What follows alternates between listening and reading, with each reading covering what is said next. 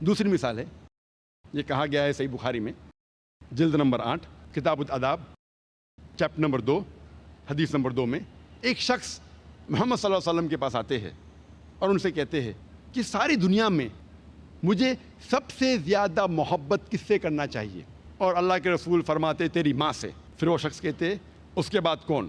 اللہ کے رسول فرماتے تیری ماں۔ وہ شخص کہتا ہے اس کے بعد کون؟ اللہ کے رسول فرماتے تیری ماں۔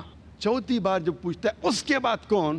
اللہ کے رسول فرماتے تیرا باپ۔ اس سے ہمیں یہ معلوم پڑتا ہے کہ 75% 3/4 حصہ اپنے محبت کا ہر انسان کو دینا چاہیے اپنے والدہ کو، اور 25% 1/4 حصہ دینا چاہیے اپنے والد کو۔ مختصر سا ہم یہ کہہ سکتے کہ والدہ کو ملتا ہے گولڈ میڈل، سونے کا تمغہ، والدہ کو ملتا ہے سلور میڈل، چاندی کا تمغہ، والدہ کو ملتا ہے برانز میڈل، تمغے کا تمغہ، اور والد کو اطمینان رکھنے کے لیے ملتا ہے صلح بخش انعام، کنسولیشن پرائز۔